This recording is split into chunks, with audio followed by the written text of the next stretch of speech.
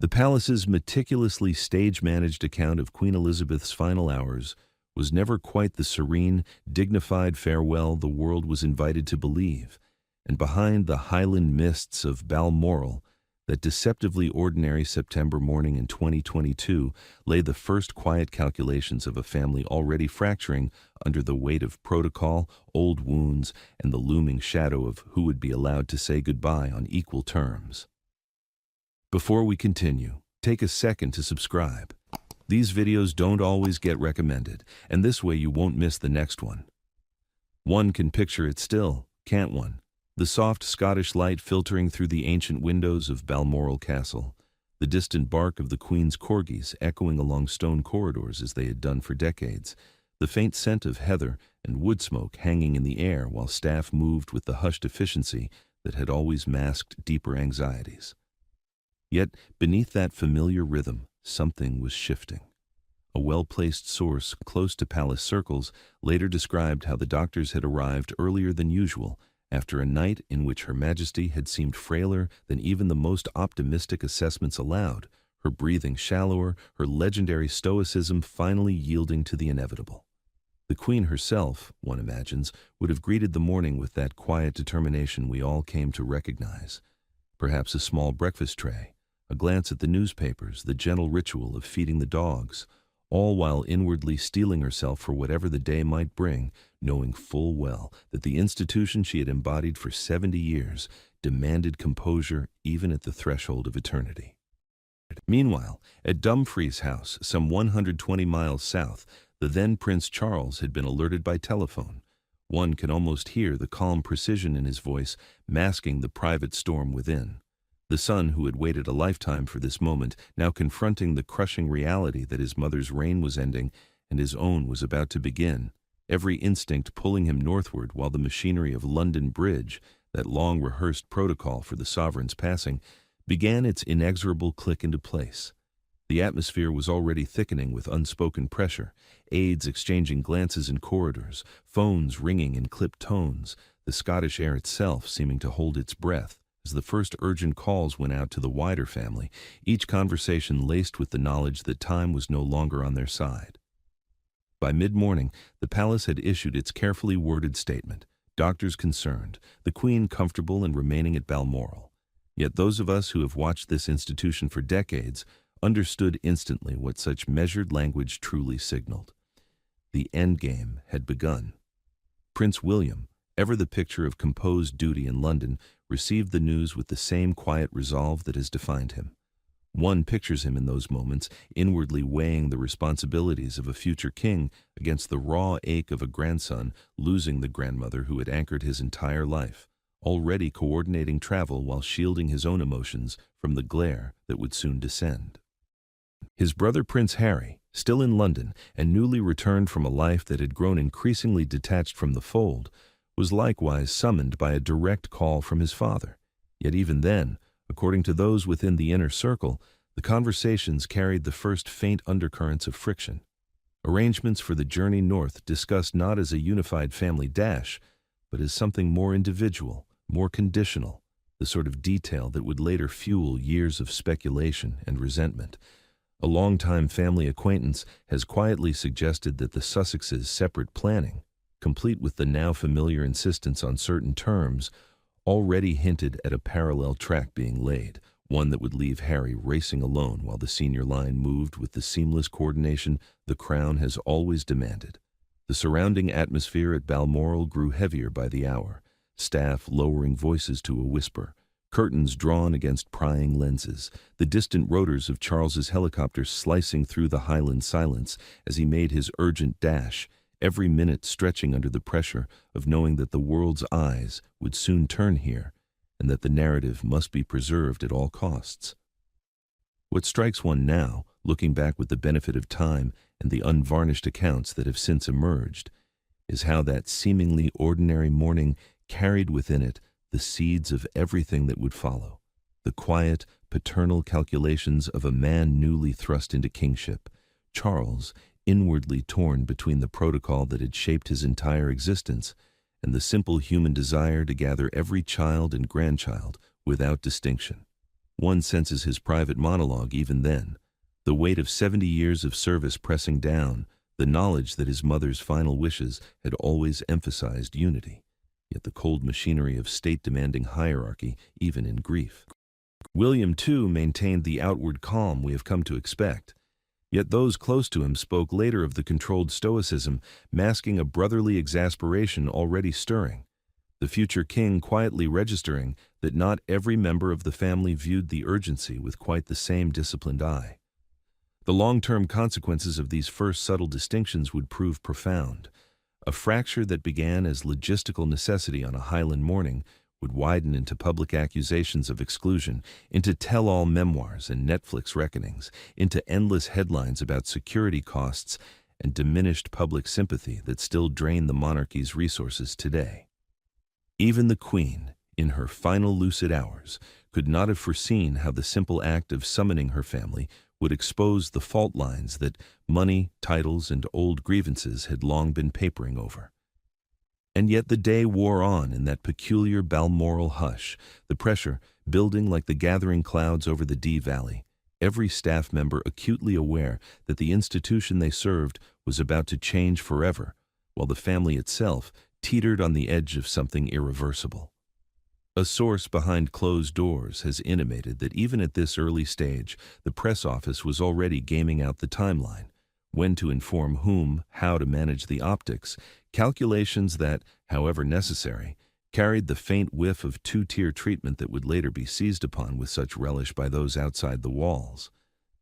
Harry's own journey was still hours away, arranged on a separate track that already felt, to some within the circle, emblematic of a duke who had grown accustomed to charting his own course rather than folding seamlessly into the collective. One cannot help but reflect with a touch of world-weary realism how that morning's quiet decisions, born of duty, yes, but also of the quiet exasperations that had accumulated over years, would echo down the years, robbing the family of any chance at uncomplicated mourning and handing future chroniclers precisely the drama, the quarrels, and the financial reckonings that the public has never tired of dissecting. The monarchy survived that day, of course. It always does. Yet the cost, measured not in pounds but in trust and brotherhood, had already begun to mount before the first helicopter had even touched down on the castle lawn. By the time the afternoon light began to slant across the hills, the ordinary morning had given way to something far more portentous, the atmosphere inside Balmoral shifting from gentle routine to something altogether heavier, more final. Charles had arrived, Anne was present, and the senior line was gathering in the hushed rooms where the Queen lay. Yet the wider family's movements, William's RAF flight already being prepared, Harry's separate arrangements still unfolding, spoke volumes about the invisible hierarchies that protocol had always imposed. The long-term consequences of allowing those distinctions to harden would be felt for years: eroded public faith in the fairness of the institution, endless speculation about favoritism and money, and a permanent rift that turned private grief into public spectacle. Even now, one feels the cynicism rise when one contemplates how a single morning's urgent calls could set in motion a narrative of exclusion so potent that it still colors every discussion of the monarchy's future. The Queen had always understood the weight of such moments better than anyone. What she could not have known was how her final hours would expose the very human calculations and the very human failings that lay beneath the crown's timeless facade. The frantic mobilization that followed the palace's mid-morning bulletin on the 8th of September 2022 revealed the first visible cracks in what had always been presented as an unbreakable family unity. As cars sped across London tarmac, helicopters lifted from private pads, and phones buzzed with clipped urgency, while the senior members of the House of Windsor moved northward with the precision one expects from an institution that has rehearsed every contingency for decades. Prince William, already in the capital, received the summons and responded with that characteristic blend of stoic duty and quiet efficiency. One can picture him in those moments, inwardly balancing the role of future king against the grandson's raw need to reach his grandmother, coordinating swiftly with aides while the weight of what was coming pressed down harder with every passing minute, his mind no doubt flashing to the grandmother who had shaped his sense of duty since childhood. Meanwhile, Princes Andrew and Edward, together with Sophie, Countess of Wessex, assembled at RAF Northolt for the chartered flight that would carry them to Aberdeen, landing shortly after 3:50 p.m., a journey undertaken with the grim haste that protocol demands when the sovereign's life hangs in the balance, the atmosphere aboard that aircraft thick with unspoken grief and the peculiar tension of siblings and in-laws suddenly thrust into history's spotlight together. Yet, Prince Harry, still in London and navigating his own arrangements, found himself charting a separate course entirely. According to those within the inner circle, he was not extended an invitation to join that RAF plane, a detail that Harry himself later confirmed in no uncertain terms, describing how attempts to coordinate with his brother came to nothing and left him organizing private transport from Luton instead. One senses the quiet exasperation already simmering among the senior line, the knowledge that time was desperately short, that every minute counted, and yet here was another complication arising from the parallel life the Sussexes had chosen, complete with the now familiar insistence on certain conditions that, however understandable from Harry's perspective, grated against the collective urgency the rest felt. A source behind closed doors has intimated that discussions around travel were not without friction. Charles, en route himself from Dumfries House, had spoken directly to Harry, urging him to make haste to Scotland. Yet the conversation reportedly carried undertones of the old wounds, the insistence from Harry's side that his wife accompany him, met with the firm view from the family that this was a gathering for the closest blood relatives, only in what might be the Queen's final hours. One can almost hear the new king's inner monologue in those strained exchanges. The paternal instinct to include every child clashing with the cold reality of protocol, the awareness that allowing Meghan's presence might reopen debates best left for another day when grief was not already crowding in, all while the clock ticked relentlessly toward the inevitable. The atmosphere across the various points of departure was one of hushed frenzy. Engines warming on runways, aides murmuring into headsets, the Scottish landscape rushing past car windows as Charles completed his drive north, every participant acutely conscious that the world's media was already circling Balmoral like vultures sensing the end of an era. William, aboard the RAF flight with his uncles and aunt, maintained the outward calm we have come to associate with him. Yet those who know him well later spoke of the controlled tension beneath the surface, the brotherly exasperation stirring as news filtered through that Harry was proceeding independently, a separation that felt symbolic even then of the growing distance between the two princes. Long term, this logistical divide would prove far more consequential than mere travel arrangements. It planted the narrative of Sussex isolation that Harry would later amplify in his memoir and interviews, fueling years of public sympathy for his version of events, while quietly eroding trust in the monarchy's fairness, ultimately contributing to the endless security cost battles and diminished goodwill that still drain royal coffers today. As the afternoon wore on, the pressure inside Balmoral itself intensified, the castle's ancient walls seeming to absorb the weight of what was unfolding within while outside. The Highland silence was broken only by the occasional distant rotor or the low hum of approaching vehicles. Staff moved like shadows, drawing curtains against intrusive lenses, lowering voices to whispers as doctors came and went with grave faces. Charles arrived to join Anne, who had been at the Queen's side throughout, and the senior family began to gather in the hushed rooms where the monarch lay, her final lucid moments reportedly filled with that quiet dignity we all remember so well. Perhaps a few words of reassurance to those dearest, an unspoken farewell wrapped in the composure that had defined her reign. One imagines Charles in those sacred minutes, inwardly grappling with the instant transition from son to sovereign, the grief for a mother mingling with the crushing realization that the crown now rested on his head, every protocol clicking into place around him like iron bars, even as emotion threatened to overwhelm. William's flight touched down to the news that the Queen had slipped away at 3:10 p.m., a private vigil already underway that the rest of the world would not learn of for hours yet. The atmosphere was one of drawn curtains and lowered lights, the peculiar Scottish dusk beginning to gather outside, while inside,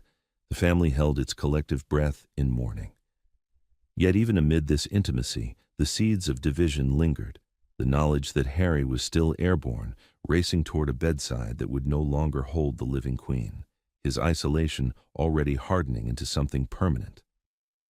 What becomes clear in retrospect is how these frantic hours of mobilization carried within them the blueprint for everything that would fracture publicly in the months and years ahead.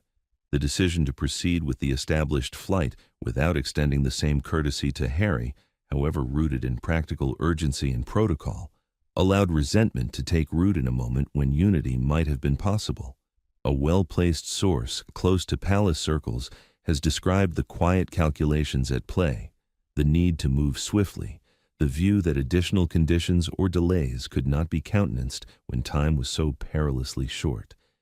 Yet one cannot help but reflect, with a touch of that world-weary cynicism that comes from watching this institution for decades, how such seemingly minor distinctions in who travels with whom would later be spun into accusations of deliberate cruelty, handed to the Sussexes as permanent ammunition in their narrative of exclusion. The long-term consequences ripple outward still.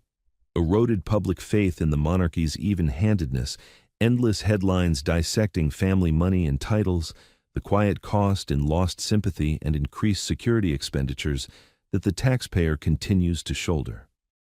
Harry's solitary preparations, arranged on a separate track that already felt emblematic of a duke accustomed to his own terms rather than folding into the collective, foreshadowed the memoir revelations and media appearances that would keep the wound open, turning private grief into perpetual public drama. The monarchy, ever resilient, absorbed the immediate blow, yet the fracture lines drawn in those rushed hours of the 8th of September would prove far harder to mend than anyone could have anticipated as the planes lifted into the Scottish sky.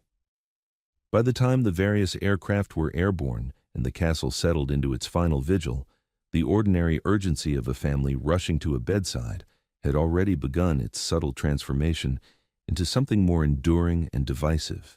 The atmosphere across the board, one of ticking clocks and withheld information, aides weighing every word while the senior line gathered in sorrow. Charles, newly arrived and thrust into kingship, must have felt the dual weight acutely, grieving a mother while managing the machinery that demanded hierarchy even in death,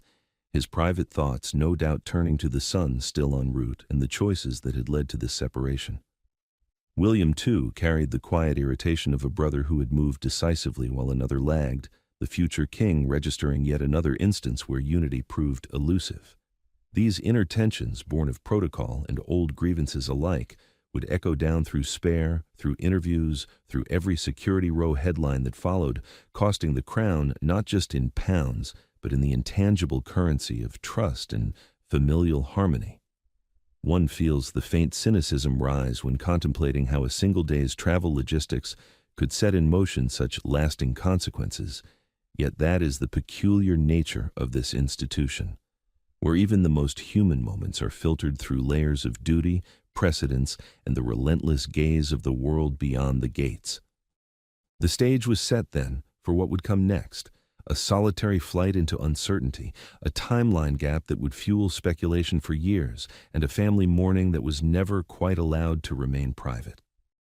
The sacred, unseen final hours inside Balmoral Castle on the afternoon of the 8th of September, 2022, unfolded in a hush that felt almost otherworldly, the ancient stone walls absorbing every whisper and footfall, while the Queen lay in her bedroom, surrounded by the few family members who had already reached her side, the peculiar Scottish light slanting through half-drawn curtains as the day slipped toward its inevitable close. Official records, including the death certificate released weeks later, confirmed that Her Majesty passed peacefully at precisely 3:10 p.m., the cause listed simply as old age, an understated phrase for a life that had spanned nearly a century of unyielding service, yet one senses from those present that the moment itself carried a quiet dignity, the sort of gentle slipping away that those who knew her best would later describe without embellishment or drama. A well-placed source, close to palace circles, has spoken of how the Queen's final lucid thoughts, in the hours before consciousness faded, remained anchored in that legendary composure we all came to recognize. Perhaps a few murmured words of reassurance to those at her bedside, an unspoken farewell wrapped in the same calm resolve that had seen her through wars, crises, and the relentless demands of the crown. Charles, having arrived earlier and spent time privately with his mother alongside Camilla and Anne, must have felt the dual weight acutely in those minutes, the son grieving a beloved parent while the new sovereign grappled with the instant transition, every instinct pulling him toward raw emotion, even as protocol and duty reminded him that the machinery of state, the London Bridge plans long rehearsed, was already turning around him, the press office poised to manage the announcement with meticulous care. The atmosphere within the castle was one of drawn curtains and lowered voices, the distant hum of the Dee Valley outside contrasting with the intimate stillness inside where staff moved like ghosts, ensuring privacy while the family held its collective breath in what would prove the last truly unified vigil before the public narrative began to fracture it. Princess Anne, ever the steadfast daughter who had remained by her mother's side through the preceding days, was among those present at the exact moment of passing. One can picture her there, inwardly steadying herself against the enormity of losing the woman who had shaped not only the family, but the very institution they all served, her own sense of duty mirroring her mother's in that final private farewell. Charles, having briefly stepped away earlier only to return in haste, carried the private storm within, the grief for a mother mingling with the crushing realization that the crown now rested squarely on his shoulders, every protocol clicking into place like iron bars around his sorrow, the knowledge that not every family member would arrive in time, adding its own quiet layer of complexity to an already overwhelming day. William, who with Andrew, Edward, and Sophie had landed at Aberdeen shortly after 3:50 p.m. and driven the remaining distance to reach Balmoral around 5:06 p.m., entered those hushed rooms to join the vigil that had already begun without him. One imagines the controlled stoicism he has always worn so well.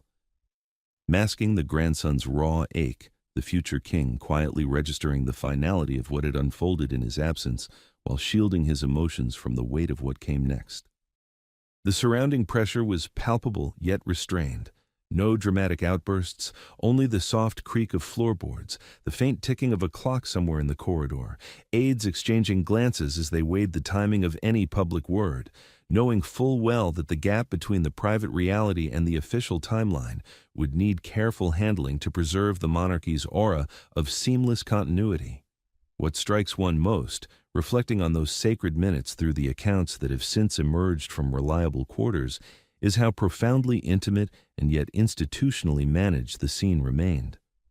The Queen's passing was not the stuff of high drama, but of quiet inevitability, a peaceful drift into sleep as described in private memos from those closest to her. Very peaceful, slipped away, no pain, old age, words that carry the understated truth of a woman who had never sought spectacle even in death. Charles, now addressed as Your Majesty for the first time by those around him, must have felt the surreal shift in those immediate aftermath moments, the paternal grief clashing with the sovereign's responsibilities already pressing in, the need to notify the wider family and prepare the announcement while privately mourning the woman who had been his constant guide. William, arriving to a scene already altered forever, carried his own inner monologue of duty and loss. The grandson who had known this grandmother as the anchor of his life, now confronting the end without the chance for one last word, the quiet exasperation at circumstances beyond control, adding its subtle edge to an already heavy sorrow.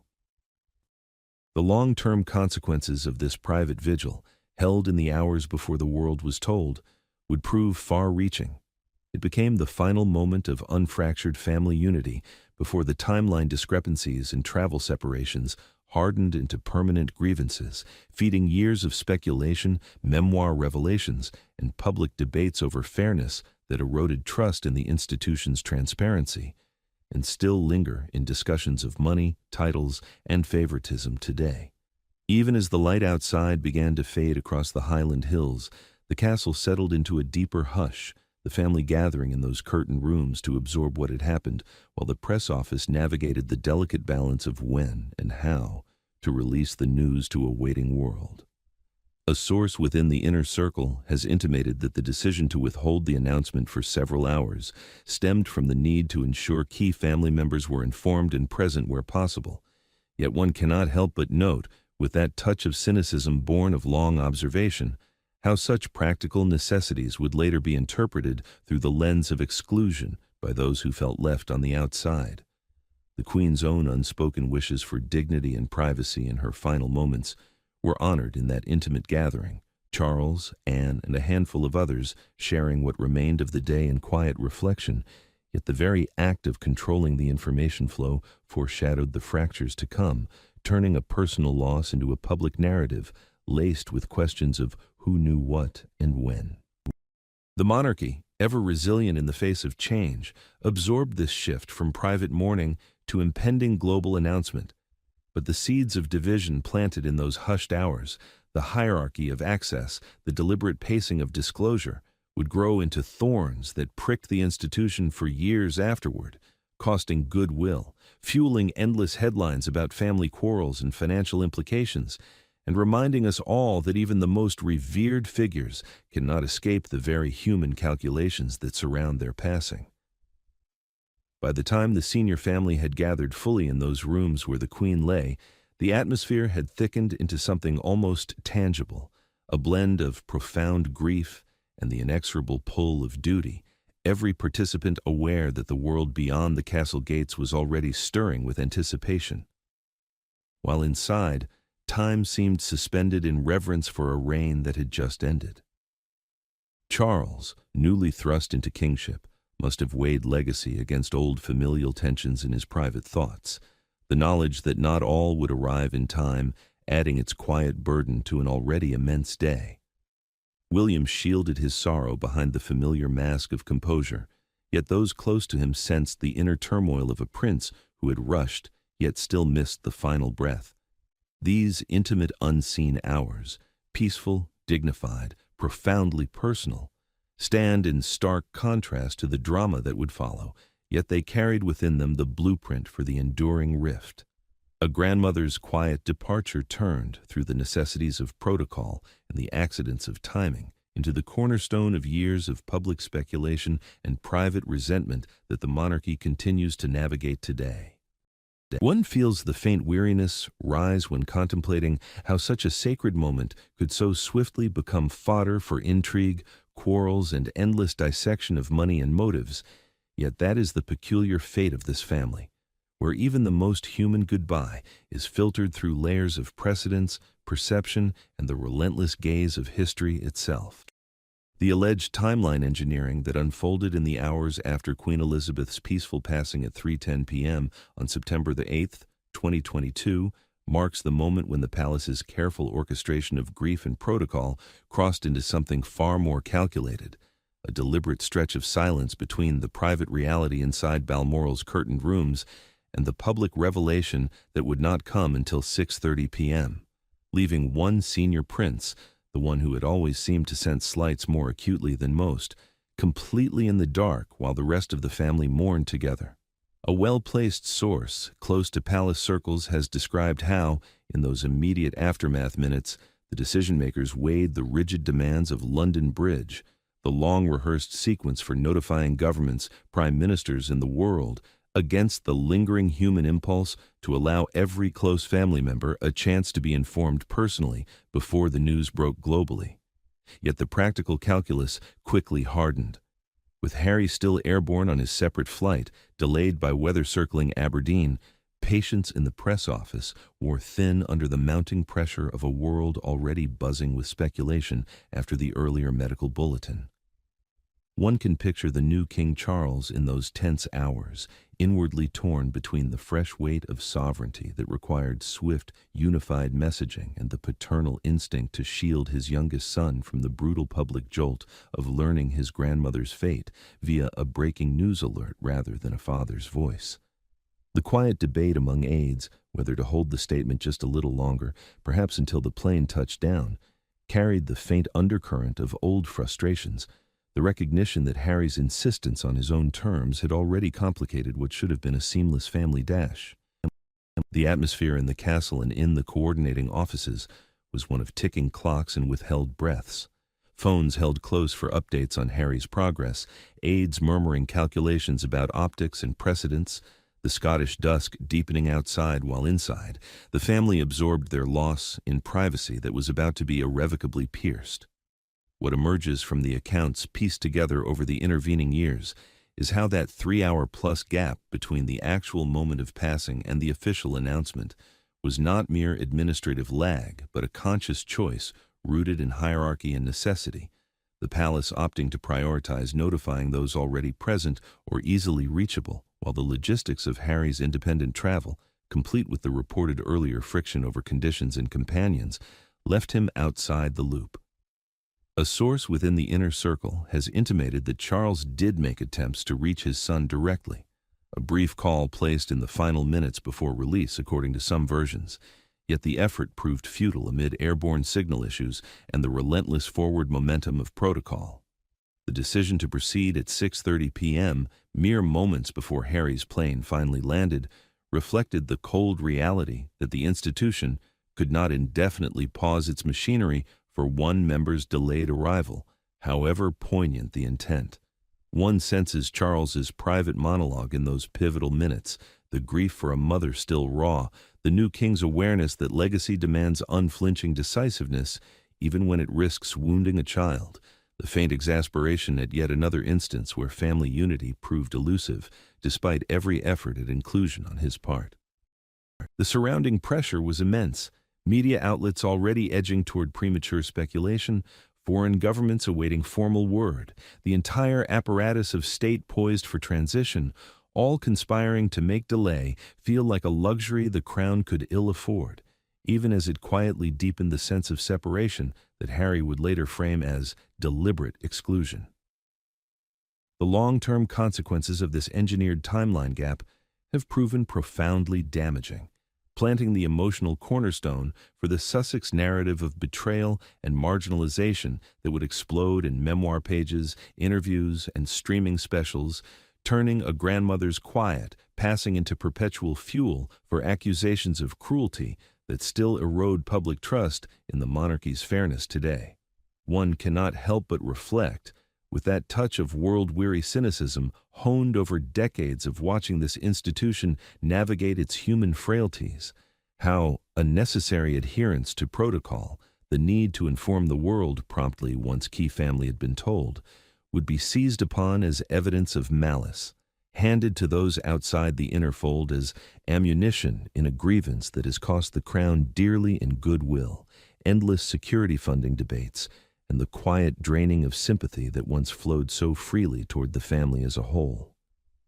William, too, must have registered the implications in his controlled way, the future king quietly noting how such distinctions, born of urgency rather than spite, would later be weaponized to question the very even-handedness the monarchy claims as its strength, adding yet another layer to the familial exasperation that had simmered since the morning's travel fractures.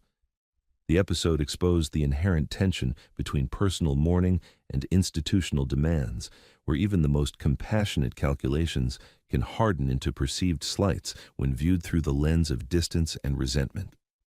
Even now, years on, the decision to let those hours stretch without full disclosure to every branch of the family lingers as a quiet scar, the sort of choice that seemed pragmatic in the heat of the moment, yet revealed the fault lines beneath the pageantry when dissected in hindsight.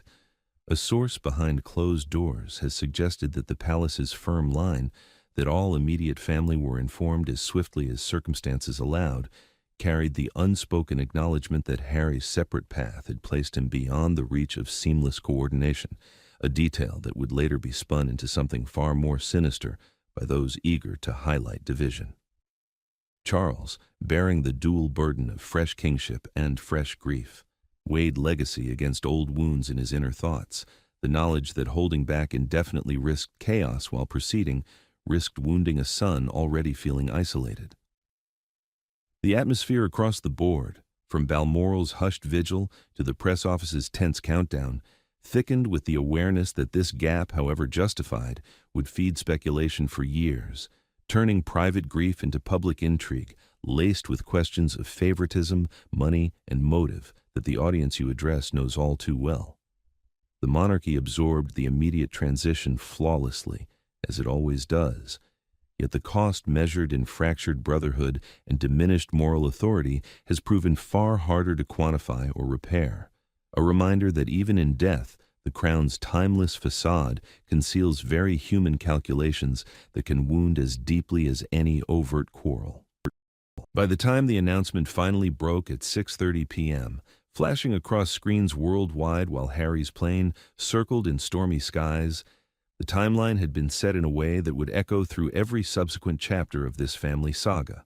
The deliberate pacing of disclosure, born of protocol and practicality, interpreted through the prism of exclusion, handing the Sussexes, with their characteristic flair for turning personal hurt into public narrative,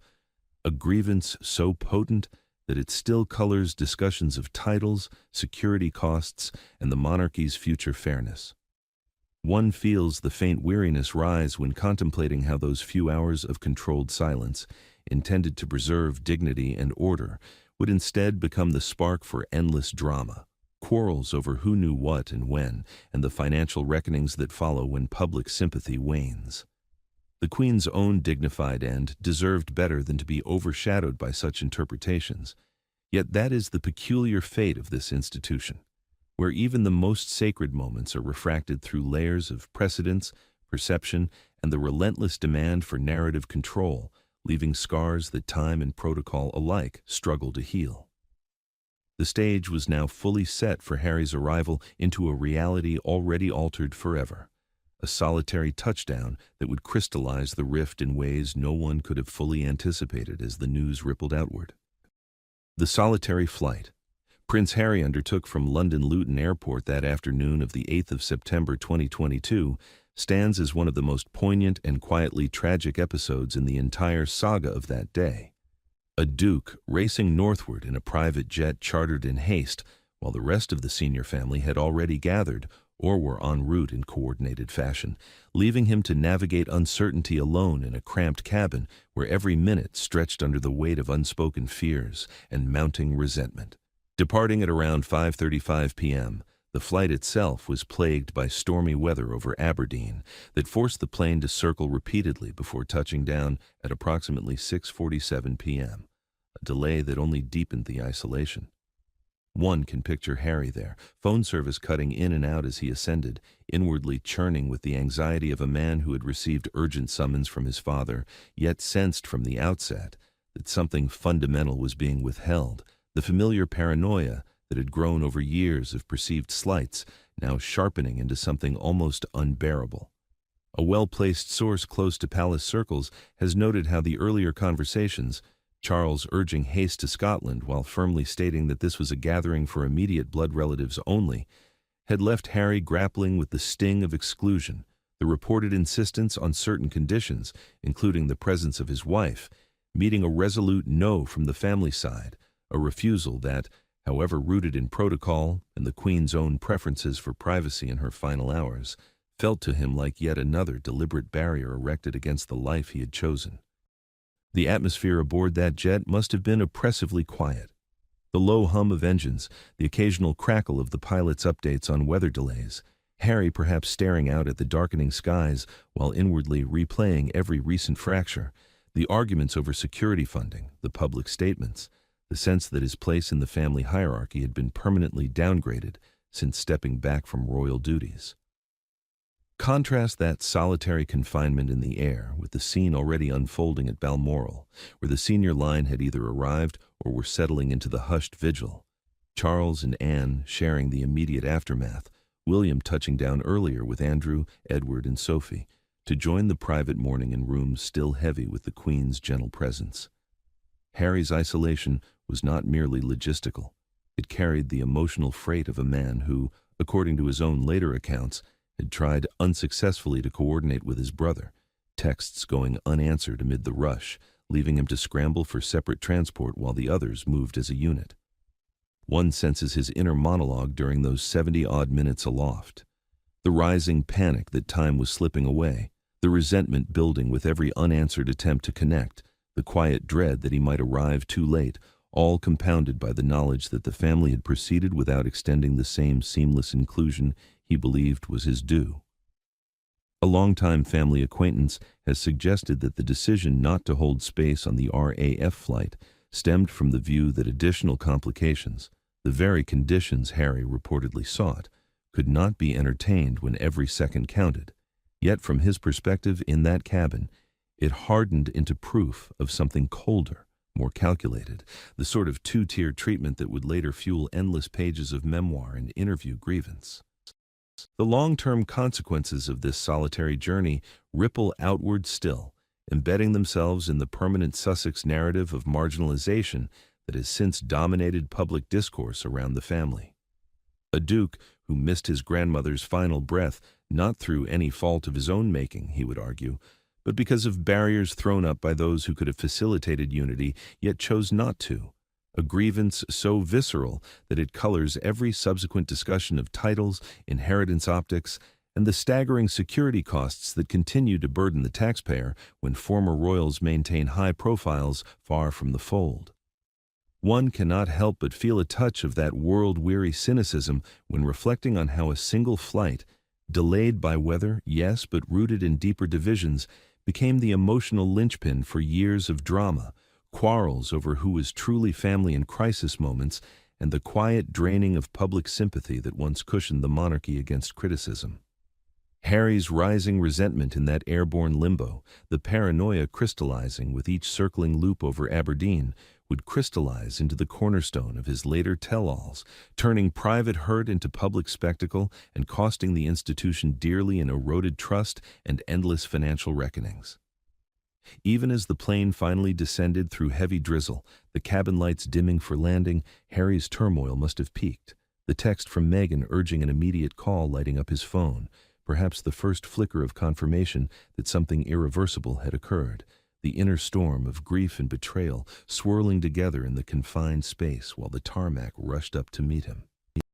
The contrast could not have been starker. The castle's warm, curtained rooms holding the unified senior family in quiet mourning versus this lone figure stepping into twilight uncertainty, black tie hastily donned, the weight of what he was about to learn pressing down before his feet even touched Scottish soil. A source behind closed doors has intimated that the palace's patience had simply run out by then. The announcement released at 6:30 p.m. because the machinery of state could wait no longer amid global anticipation. Yet for Harry, that timing, minutes before touchdown, felt like the final confirmation of deliberate silence, a choice that would harden the rift into something unbridgeable. The monarchy, ever adaptive, moved forward with its protocols intact, but the human cost of allowing one member's journey to diverge so starkly would prove enduring. Brotherhood strained to breaking point, public faith in fairness quietly undermined, and the perpetual shadow of money and motive hanging over every headline that followed. By the time the jet taxied to a stop at Aberdeen around 6:47 p.m., the stage was set for the shattering discovery that would define Harry's experience of that day and echo through the years ahead.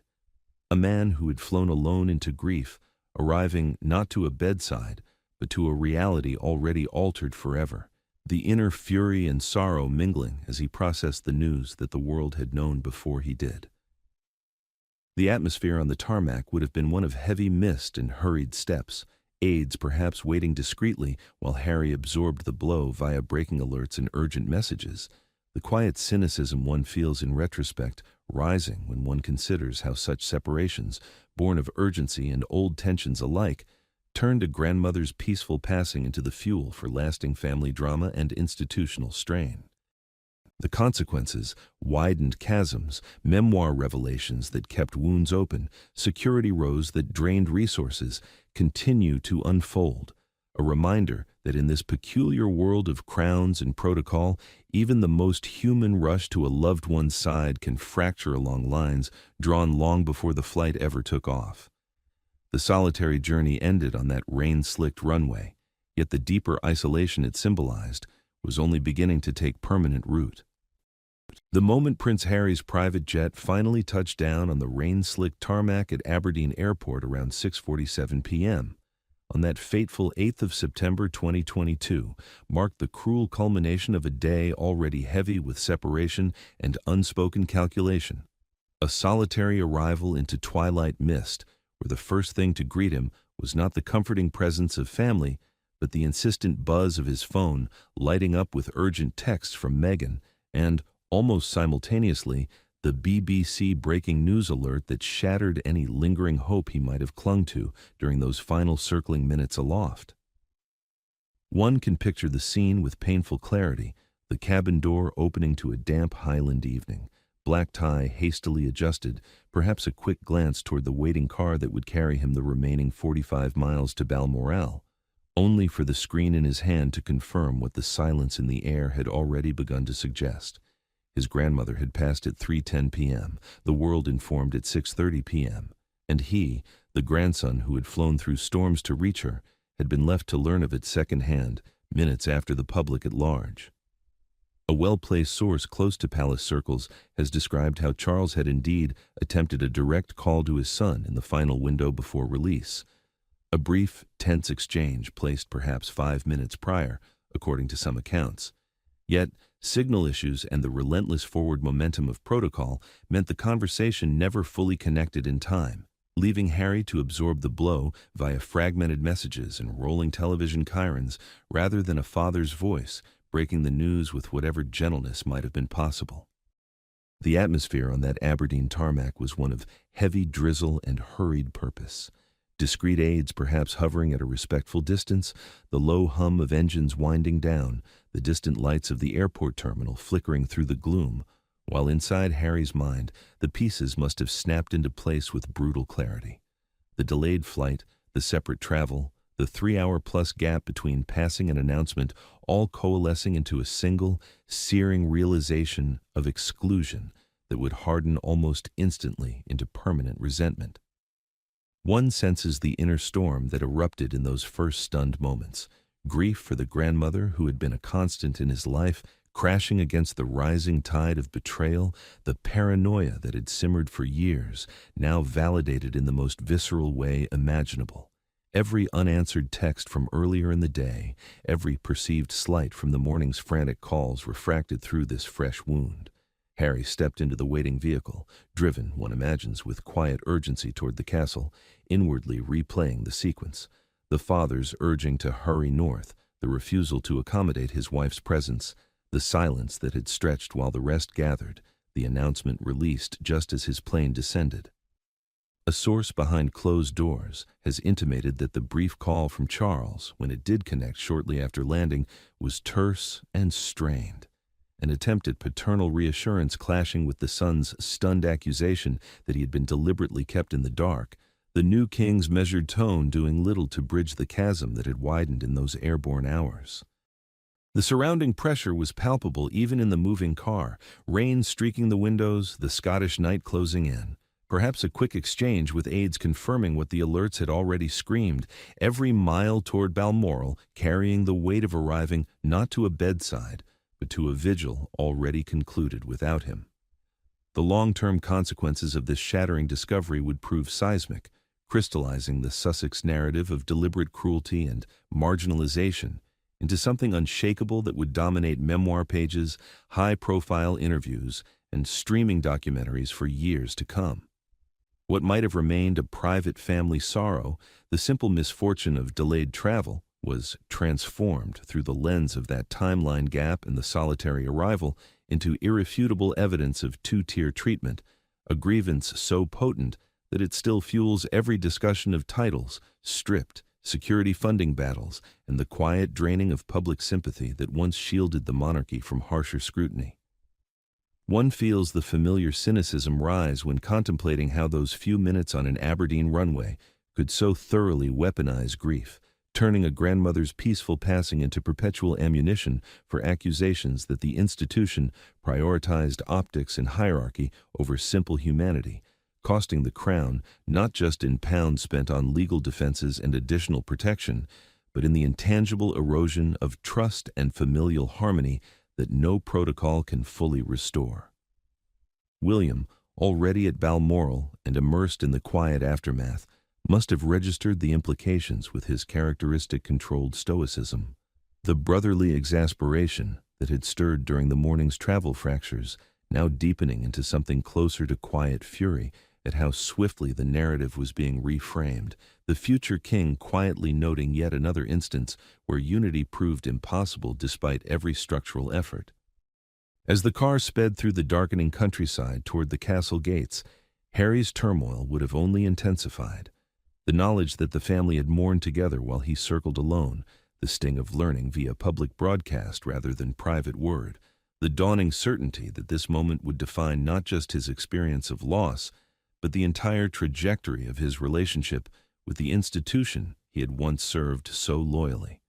A longtime family acquaintance has quietly suggested that the palace's insistence on proceeding with the announcement stemmed from the inexorable demands of state transition, foreign leaders notified, prime ministers informed, the world awaiting formal word. Yet for the arriving prince, that necessity read as indifference at best, malice at worst, hardening the rift into something no amount of subsequent explanation could soften. The monarchy absorbed the immediate shock of the news release with its usual seamless professionalism, yet the human cost of allowing one member's arrival to fall so starkly outside the coordinated timeline would echo down through Spare's pages, through every security row headline, through the perpetual shadow of money and motive that hangs over the Sussexes' post-royal life. By the time Harry finally passed through Balmoral's gates sometime after 7:30 p.m., the castle had settled into the deeper hush of evening mourning, curtains drawn, lights low, the senior family already withdrawn into private reflection while he entered a space forever altered. No bedside farewell possible, only the quiet aftermath of a vigil he had missed by the narrowest yet most consequential of margins. The atmosphere inside those ancient walls would have been thick with unspoken tension. The new king's weariness at managing both fresh sovereignty and fresh familial fracture, William's guarded composure masking deeper irritation, every greeting laced with the awareness that this arrival carried within it the seeds of lasting division. One cannot escape the poignant irony that a grandson so desperate to reach his grandmother arrived only to find the moment irretrievably gone, the inner betrayal crystallizing into the emotional cornerstone of everything that followed. Books, deals, interviews that kept the wound open and the drama alive.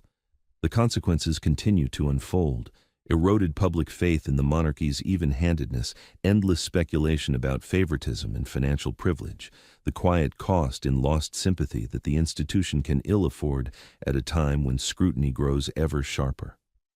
That solitary touchdown at Aberdeen, followed by the shattering discovery in a rain-streaked car, stands as the pivot point where private grief turned irrevocably public, where a family's mourning became the fuel for perpetual quarrel, and where the crown's timeless facade once again revealed the very human fractures beneath.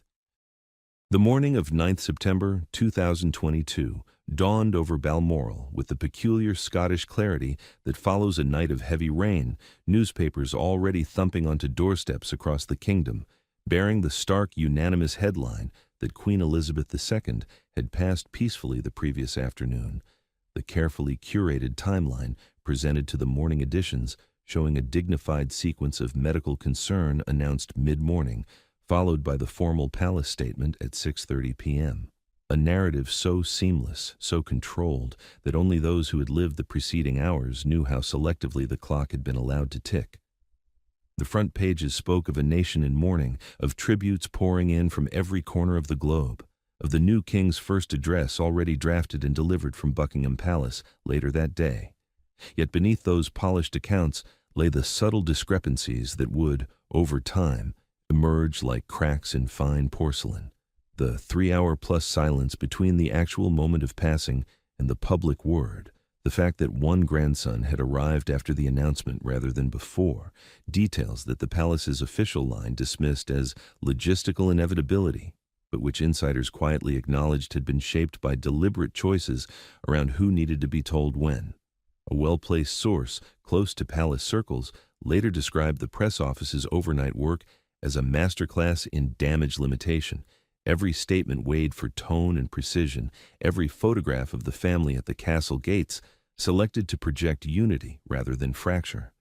The morning papers fed precisely the version that preserved the institution's aura of unflappable continuity, even as the private reality had been anything but. One can picture the new King Charles, rising early in those first hours of reign, inwardly weary from a night that had blended profound grief with the relentless demands of transition, glancing at the headlines, while aides murmured updates on public reaction, the quiet calculation, already underway, to manage not just national sorrow, but the emerging whispers of timeline questions that might, if left unchecked, feed into something far more corrosive. William, too, would have absorbed the morning's coverage with his usual guarded composure, perhaps walking the castle grounds in the pale light while inwardly registering the faint fury that had been simmering since the previous afternoon. The brother who had moved decisively, arrived in time, shared the vigil, now watching as the narrative began to tilt toward accusations of exclusion that he knew would be seized upon with relish by those outside the walls. A source within the inner circle has intimated that private conversations among the senior family that morning carried an undercurrent of exasperation at how swiftly the focus had shifted from collective loss to individual grievance. The knowledge that Harry's late arrival and the controlled release of information were already being framed as deliberate slights rather than the unavoidable consequences of separate travel and protocol's inexorable pace. The atmosphere around Balmoral was one of subdued activity, staff moving quietly to prepare for the wider family's departure south, television crews gathering respectfully at the gates, the Scottish air still heavy with the scent of wet heather, while inside, the machinery of monarchy clicked forward. Proclamations to be read, accession council arrangements confirmed, every detail managed to project strength at a moment when vulnerability might have been more human. Yet the long-term consequences of allowing that morning-after narrative to solidify without fuller transparency were already becoming apparent. Public faith in the palace's account began its subtle erosion, the first seeds of conspiracy chatter taking root in online forums and tabloid speculation, feeding a narrative of two-tiered treatment that would, over the coming months and years, amplify every Sussex claim into headline gold and quietly undermine the monarchy's moral authority precisely when unity was most needed. What becomes painfully clear in retrospect is how those morning papers, dutifully relaying the official timeline without the complicating context of Harry's solitary flight or the deliberate gap in disclosure, handed the Sussexes precisely the ammunition they needed to sustain their version of events indefinitely. The controlled leak to the press, subtle discrepancies smoothed over, the 3-hour silence presented as administrative necessity, allowed the family to mourn in relative privacy for a few more hours. Yet it also created the perfect conditions for later revelations to land with maximum impact. One senses Charles's private monologue as he reviewed the coverage, the new sovereign weighing the necessity of protecting the institution's image against the paternal ache of knowing one son felt so profoundly shut out, the weariness of managing spin even as grief still pressed in fresh and raw. A longtime family acquaintance has quietly suggested that the decision to stick rigidly to the 6:30 p.m. release stemmed from the view that further delay risked chaos, markets reacting, foreign dignitaries left uninformed, the entire apparatus of state transition hanging in limbo. Yet the choice carried its own quiet cost, allowing resentment to fester in silence until it could be voiced on the most public of stages. The monarchy's machine rolled on flawlessly that morning, as it always does in crisis. But the faint cynicism one feels in looking back rises when one considers how such calculated restraint, born of duty rather than malice, would be interpreted as cruelty, fueling years of drama that drained goodwill, sparked endless security cost battles, and turned private family sorrow into perpetual public spectacle. Even as the nation absorbed the headlines and floral tributes began piling at palace gates, the subtle fault lines exposed by the timeline presentation were already widening beneath the surface. William quietly fuming at the unfolding narrative that painted the senior line as cold gatekeepers, Charles attempting to balance legacy preservation with the human reality of fractured brotherhood, the press office braced for the inevitable questions that would come once Harry's own account began to circulate. The long-term ripple effects are impossible to overstate. eroded trust in palace transparency at a time when the institution could least afford skepticism, the permanent entrenchment of the Sussex grievance that still echoes in every interview and legal filing, the quiet financial toll of diminished public sympathy translating into heightened scrutiny of every royal pound spent. One reflects, with that touch of world-weary realism that comes from decades observing this peculiar family, how a single morning's headlines, so carefully shaped to project dignity and order, could instead become the foundation for lasting division, where grief was weaponized, quarrels over access and information turned into moral indictments, and the monarchy's image of fairness took a hit from which it is yet to fully recover. By midday on 9th September, as the Accession Council convened in London and the new king addressed the nation for the first time, the morning papers had done their work. The official story was set, the timeline locked in public memory, yet the whispers of what had really transpired in those final hours were already beginning to circulate in quieter corners, setting the stage for revelations that would keep the drama alive long after the initial mourning had faded. The consequences continue to unfold even now, a family still navigating the aftermath of decisions made under crushing pressure, an institution quietly paying the price in lost moral capital and ongoing financial reckonings, the enduring fracture that turned one grandmother's peaceful passing into the cornerstone of years of intrigue, money questions, and unresolved bitterness. The monarchy endured, as it always has, but the cost of that morning's controlled narrative, measured not in headlines but in trust quietly surrendered, remains one of the quietest yet most profound legacies of those extraordinary 24 hours.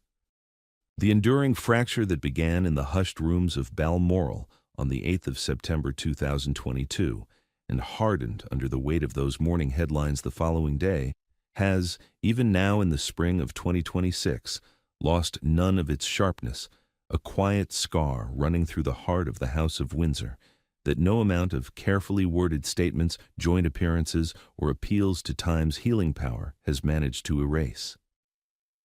What started as a single day's logistical necessities, separate flights, delayed notifications, a timeline paced by protocol rather than paternal impulse,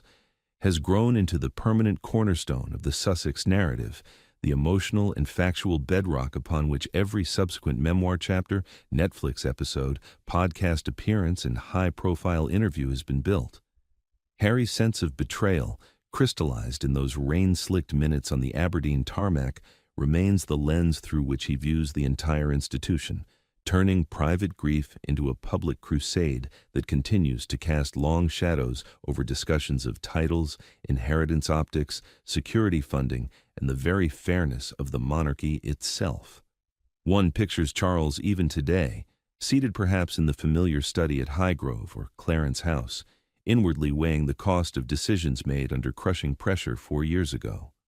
The new king who became sovereign in the space of an afternoon, who chose institutional continuity over indefinite delay, now carrying the quiet knowledge that those choices have left one son permanently estranged, the family photographs forever incomplete, the public perception forever tinged with questions of favoritism and cold calculation. William, too, must feel the weight in his own measured way. The future king who arrived in time shared the vigil, shielded his sorrow behind duty, now quietly registering how that same duty has been reframed as exclusion. The brotherly exasperation of 2022 deepened into a resigned acceptance that reconciliation on equal terms may never come, all while the Crown's resources continue to be quietly drained by the ongoing security rows and legal entanglements that stem directly from that day's divisions. The human cost has been profound and multifaceted. Grief weaponized into grievance, brotherhood reduced to distant echoes across oceans and court filings, a grandmother's peaceful passing transformed into the fuel for perpetual drama that shows no sign of fading even as the world moves on to fresher scandals. A well-placed source close to palace circles has suggested in recent months that the senior family still speaks of those final hours with a mixture of sorrow and weary realism, acknowledging privately that while protocol demanded the pace it did, the emotional fallout has proven far more enduring than anyone anticipated. The long-term consequences ripple outward in ways both visible and subtle. eroded public trust in the monarchy's transparency at a moment when younger generations already question its relevance, diminished sympathy translating into heightened scrutiny of every royal expenditure, the quiet, financial toll of additional protection arrangements and legal defenses that the taxpayer continues to shoulder long after the initial mourning flowers have wilted. One cannot escape the faint cynicism that settles in when reflecting on how a single timeline gap, born of necessity rather than spite, could so thoroughly poison the well. What might have remained a family tragedy shared in dignified silence became instead the spark for years of quarrels over money, access, and motive. The Sussexes' narrative of marginalization amplified by every platform available to them, each revelation keeping the wound open and the headlines alive. And yet the monarchy, that most resilient of British institutions, has endured, as it always does, absorbing the blow, adapting its public face, moving forward with Charles's reign, quietly consolidating even as the undercurrents of division persist beneath the surface. The Queen's own dignified end, so peaceful and unadorned in its final moments, deserved a mourning free from such reinterpretation. Yet the very nature of this family ensures that even the most sacred goodbye is filtered through layers of precedence, perception, and the relentless demand for narrative control. What remains is a fractured whole, a family that grieved together for a few brief hours before the machinery of state and the accidents of timing pulled them apart. The long shadow of those decisions still visible in every security cost debate, every title-stripping rumor, every quiet palace sigh when another Sussex project surfaces. The institution survives, yes, but at a price measured not merely in pounds, but in the intangible currency of trust, unity, and the simple human warmth that even crowns cannot fully command. Leave your thoughts below. I read every word you write. And if you value this unvarnished look at the monarchy, do ensure you are subscribed and share this with those who appreciate the truth.